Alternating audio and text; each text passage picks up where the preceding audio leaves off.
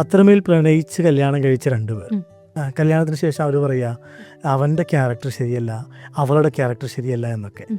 ഈ പേഴ്സണാലിറ്റി അല്ലെങ്കിൽ ക്യാരക്ടർ ഇതൊക്കെ എങ്ങനെയാണ് നമ്മൾ ഡിഫൈൻ ചെയ്യുക, എങ്ങനെയാണ് തിരിച്ചറിയുക? പൊതുവെ ഇപ്പം പേഴ്സണാലിറ്റി എന്ന് പറയുന്നത് വ്യക്തിത്വം എന്നുള്ളതാണ്. ഇപ്പം ഓരോ മനുഷ്യർക്കും വ്യക്തിത്വം എന്ന് പറയുന്നത്, നമ്മളെല്ലാവർക്കും ഓരോരോ വ്യക്തിത്വങ്ങളുണ്ട്. അതുകൊണ്ട് തന്നെയാണ് നമ്മൾ യുണീക്ക് ആവുന്നത്. ആൻഡ് ഈ വ്യക്തിത്വം കാരണത്താൽ നമ്മളെ ചിന്ത അല്ലെങ്കിൽ നമ്മളെ ഫീലിങ്സ് എല്ലാം, അല്ലെങ്കിൽ നമ്മൾ പറയാം നമ്മളെ വേൾഡിനോട് നമ്മൾ റിലേറ്റ് ചെയ്യുന്ന രീതി, അത് ഡിഫറെൻ്റ് ആയിരിക്കും. ഇപ്പം ഞാൻ റിലേറ്റ് ചെയ്യുന്ന പോലെ ആയിരിക്കില്ല താങ്കൾ റിലേറ്റ് അതെ, അതെ, ചെയ്യുന്നത്, അല്ലേ? അപ്പം അത് കാരണത്താൽ തന്നെ പല കോൺസിക്വൻസസും ഈ റിലേഷൻഷിപ്സിലുണ്ടാവും, സെൽഫിനും ഉണ്ടാവും. നോട്ട് ഓൺലി റിലേഷൻഷിപ്പ്, ആ ഇൻഡിവിജ്വലിനും ബാധിക്കാറുണ്ട്. എങ്ങനെയാണെന്ന് വെച്ച് കഴിഞ്ഞാൽ അവർ ഫീൽ ചെയ്യുന്നത് ഡിഫറെൻ്റ് ആയിരിക്കാം. നമ്മളിപ്പം കണ്ടിട്ടുണ്ട് പലരും പല രീതിയിലായിരിക്കും സ്ട്രെസ്സിനെ അല്ലെങ്കിൽ ഒരു ചാലഞ്ചസിനെ മീറ്റ് ചെയ്യുമ്പം അവർ റിയാക്ട് ചെയ്യുന്നത്. ഓക്കെ. ഓക്കെ, ചിലർ കുറച്ചും കൂടി കാംലി ഒന്ന് എന്താ പറയുക അതിനെ അപ്രോച്ച് ചെയ്യും. ചില ആൾക്കാർ അത് കുറച്ചും കൂടി വേറൊരു രീതിയിൽ പൊട്ടിത്തെറിക്കുക അല്ലെങ്കിൽ പല അതിൽ നിന്ന് മൊത്തത്തിൽ വിഡ്രോ ചെയ്യുക എന്നുള്ളൊരു പ്രക്രിയയിലേക്ക് പോവുക. ആൻഡ് അത് മാത്രമല്ല, ചാലഞ്ചസ് മാത്രമല്ല, ഇന്ന് റിലേഷൻഷിപ്സിലാണെങ്കിലും പരസ്പരം മനസ്സിലാക്കാൻ പറ്റാത്തൊരവസ്ഥ വരിക, ഇമോഷൻസിനെ റെഗുലേറ്റ് ചെയ്യാൻ പറ്റാത്തൊരവസ്ഥ വരിക.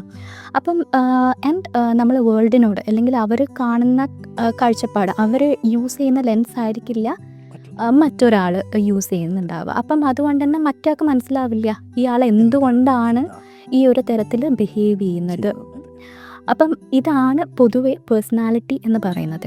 ആൻഡ് ഈ വ്യക്തിത്വം എങ്ങനെ ഷേപ്പ് ചെയ്യുന്നു എന്ന് പറഞ്ഞു കഴിഞ്ഞാൽ, അതാണ് ഞാൻ ചോദിക്കുന്നത്. അതായത് ഇപ്പം വ്യക്തിത്വത്തിലുണ്ടാകുന്ന വിഷയങ്ങൾ, അതായത് ക്യാരക്ടറായിട്ട് ചിലർക്ക് ഹൈപ്പർ ക്യാരക്ടർ ഉണ്ടാവും, അങ്ങനെ പല രീതിയിലുള്ള ക്യാരക്ടേഴ്സ് ഉണ്ടാവും. ഇതിനെ എന്തെങ്കിലും രീതിയിൽ മാറ്റാൻ കഴിയുമോ? ഓക്കെ, അപ്പം അതിലേക്ക് ഞാൻ വരുന്നതിൻ്റെ മുന്നേ ഈ പറയുന്ന പോലെ വ്യക്തിത്വം എന്താണെന്നുള്ളത് എങ്ങനെയാണ് അത് ഷേപ്പ് ചെയ്യുന്നതെന്നും കൂടി പറഞ്ഞു കഴിഞ്ഞാൽ നമുക്ക് കുറച്ചും കൂടി ഈസിയർ ആകും ഇതിൻ്റെ മാറ്റങ്ങൾ ട്രീറ്റ്മെൻറ്റ് ലൈനിലേക്ക് പോകുമ്പം. അപ്പം ഇതിൻ്റെ മേജർ പറയുകയാണെങ്കിൽ ഈ വ്യക്തിത്വം ഷേപ്പ് ചെയ്യുന്നത് നമ്മൾ 3 ആസ്പെക്ട്സാണ് പറയാം: ബയോളജിക്കൽ, സൈക്കോളജിക്കൽ ആൻഡ് സോഷ്യൽ എന്ന് പറയും. ഇപ്പം നമ്മൾ പറയില്ലേ കുറേ ആൾക്കാർ അപ്ബ്രിങ്ങിങ്, അവർ ഏത് കൾച്ചറൽ കോണ്ടെക്സ്റ്റിലാണ് വളർന്നത്, അതും ഇൻഫ്ലുവൻസ് ചെയ്യും നമ്മൾ ഈ വ്യക്തിത്വം ഷേപ്പ് ചെയ്യുന്നതിൽ. പിന്നെ നമ്മളെ ബാക്ക്ഗ്രൗണ്ട്, നമ്മളെവിടെയാണ്, ഏത് സാഹചര്യങ്ങളിലാണ് നമ്മൾ കൂടുതൽ സ്പെൻഡ് ചെയ്യുന്നത്, ഇതൊക്കെ നമ്മൾ ഷേപ്പ് ചെയ്യും. Okay, and other part is like biological temperament നമ്മൾ പറയും. അതായത് ജനറ്റികപരമായിട്ട് ഇപ്പോൾ പാരമ്പര്യപരമായിട്ടുള്ളൊരു ബുദ്ധിമുട്ട് ഉണ്ടെങ്കിൽ, പേഴ്സണാലിറ്റി വ്യക്തിത്വ ഇഷ്യൂസ് ഉള്ള, ഇപ്പം അച്ഛൻ അമ്മ ഫസ്റ്റ് ഡിഗ്രി സെക്കൻഡ് ഡിഗ്രി നമ്മൾ അങ്ങനെ പറയും, റിലേറ്റീവ്സിൽ ആർക്കെങ്കിലും ഒരു വ്യക്തിത്വം ഇഷ്യൂസ് ഉണ്ട്, അത് ഒബ്വിയസ്ലി നമുക്ക് ജനറ്റിക്കലും ട്രാൻസ്ഫേർഡ് ആകും എന്നുള്ളത്. അപ്പോൾ ഈ 3 ഘടകങ്ങൾ നമ്മൾ തെറപ്പിയിൽ നോക്കും. അങ്ങനെയാണ് നമ്മൾ ട്രീറ്റ്മെൻറ്റ് കൂടുതലായിട്ടും ഫോക്കസ് ചെയ്യുക. അപ്പോൾ നമ്മൾ സാധാരണ പറയാറുണ്ട് ഒരു പ്രായം കഴിഞ്ഞാൽ അത് മാറിക്കോളും, അല്ലേ? അല്ലെങ്കിൽ അവൻ്റെ ഒക്കെ പ്രായം കഴിഞ്ഞാൽ അത് മാറിക്കോളും എന്ന് പറയാറുണ്ട്. അപ്പം 20 വയസ്സ്, 25 വയസ്സ്, 30 വയസ്സ്, ഇങ്ങനെ വയസ്സ് കൂടുന്തോറും ഈ പ്രശ്നങ്ങളൊക്കെ മാറിപ്പോകും എന്നുള്ളതുണ്ടോ, ഈ ജനറ്റിക്കലായിട്ടുള്ള?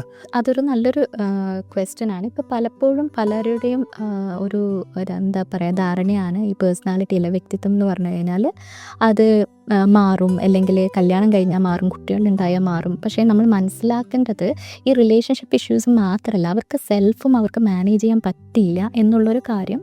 പേഴ്സണാലിറ്റി എപ്പോഴും നമ്മൾ പറയുക കൺസിസ്റ്റൻ്റ് ആണ്. അതൊരു ഷേപ്ഡായ ഒരു കൺസിസ്റ്റൻറ്റ് പാറ്റേൺ ആണ്. അതെപ്പോഴും പൊതുവെ പെർമനൻ്റ് പോലെയാണ്. അതുകൊണ്ട് തന്നെ ഈ ഒരു വ്യക്തിത്വം എന്ന് പറയുന്നത്, ഞാൻ പറഞ്ഞല്ലോ ബയോളജിക്കൽ ടെമ്പർമെൻറ്റും ഉണ്ട് ഫാക്ടർ. അതായത് അവരുടെ ബ്രെയിൻ വയറിംഗ് ഒക്കെ ആ രീതിയിലാണ് രൂപപ്പെട്ടിരിക്കുന്നത്. അതൊക്കെയാണ് നമ്മൾ ട്രീറ്റ്മെൻറ്റിൽ റീവയർ ചെയ്യുന്നത്. അപ്പോൾ ഈ പേഴ്സണാലിറ്റി, ഈ വ്യക്തിത്വം ഉള്ള ആൾക്കാരുടെ ആ ഒരു ബിഹേവിയർ എപ്പോഴും കൺസിസ്റ്റൻ്റ് ആയിട്ട് അതുപോലെ അവർ കാണുള്ള ആൾക്കാരെ, അവരുടെ ഫീലിങ്സ് അതുപോലെയുള്ളൂ. അവർക്ക് ഉൾക്കാഴ്ച കുറയുന്നിടത്തോളം, അവർക്ക് അത്രത്തോളം അവരുടെ വ്യക്തിത്വത്തിനെ പറ്റി അറിയില്ലെങ്കിൽ അത് പടി തന്നെ ബിഹേവ് ചെയ്യും. അത് അവരാൽ മാറ്റാൻ അവർക്ക് പറ്റില്ല. അപ്പോൾ അതാണ് നമ്മൾ പൊതുവേ ട്രീറ്റ്മെൻറ്റിൽ അല്ലെങ്കിൽ നമ്മൾ തെറപ്പിയിൽ നമ്മൾ സ്ട്രക്ചേർഡായിട്ട് അവരെ ഒരു റിഫ്ലക്ഷൻസ് നമ്മൾ കൊടുക്കും. അതായത് സെൽഫ് റിഫ്ലക്ഷൻ, അവെയർനെസ് ക്രിയേറ്റ് ചെയ്യുമ്പം അവർക്ക് ഇൻറ്റൻഷനലി ചൂസ് ചെയ്യാൻ പറ്റും. അതായത് ഇപ്പം ഫോർ എക്സാമ്പിൾ ഒരു പൊട്ടിത്തെറിക്കുന്ന ആൾ എന്ന് വിചാരിച്ചോ, അല്ലെങ്കിൽ അവർക്ക് കുറേ ബുദ്ധിമുട്ടുകളുണ്ട് അവരെ സെൽഫ് റെഗുലേറ്റ് ചെയ്യാൻ, അവർ ഇമോഷൻസ് ഒക്കെ ആണെങ്കിൽ നമ്മൾ അതൊരു മിറർ പോലെ അത് റിഫ്ലക്റ്റ് ചെയ്ത് കൊടുക്കും. നമ്മൾ അവരെ തോട്ട് വയറിങ്, അവരെ ചിന്തയുടെ പാറ്റേൺ, ഫീലിങ്സ് ഒക്കെ ഒന്ന് റിഫ്ലക്റ്റ് ചെയ്യുമ്പം അവർക്കൊരു സെൽഫ് അവെയർനെസ് വരും. അപ്പോൾ ഒരു പരിധി വരെ അവർക്ക് ചോയ്സസ് അവർക്ക് എടുക്കാൻ പറ്റുന്നൊരു അവസ്ഥ വരിക, അല്ലെങ്കിൽ സെൽഫ് അവെയർനെസ് കാരണം അതിൻ്റെ തീവ്രത കുറയ്ക്കാൻ പറ്റും.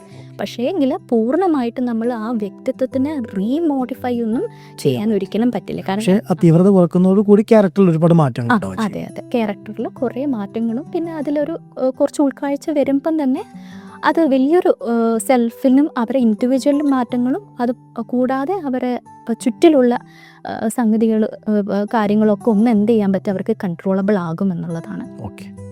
അപ്പോൾ ഓക്കെ, ഇതിനിപ്പം ഒരു ട്രീറ്റ്മെൻറ്റ് ഉണ്ടോ? എങ്ങനെയാണ് അതിൻ്റെ ട്രീറ്റ്മെൻറ്റ് ലൈനൊക്കെ? പൊതുവേ ഇതിന് ട്രീറ്റ്മെൻറ്റ് എന്ന് പറയുന്നത് ഒന്ന് തെറപ്പി ലൈനാണ്, അതായത് ലോങ് ടേം ആയിട്ടുള്ള തെറപ്പിയും പിന്നെ psychological assessment which is scientifically proved ആയിട്ടുള്ള അസസ്മെൻറ്റ്സ് ആണ് നമ്മൾ ചെയ്യുക. ഇപ്പോൾ ഈ അസസ്മെൻറ്റ്സിലൂടെ നമ്മൾ ഉദ്ദേശിക്കുന്നതെന്ന് പറഞ്ഞു കഴിഞ്ഞാൽ അവർക്ക് സ്വന്തമായിട്ട് മനസ്സിലാക്കാൻ പറ്റാത്തതും പലപ്പോഴും അവരിൽ ചുറ്റിനും ഉള്ള ആൾക്കാർക്ക് പോലും നമുക്കൊരു അവെയർനെസ് കൊടുക്കാം, ഇന്ന ട്രീറ്റ്സ് ഉണ്ട് അവർക്ക്.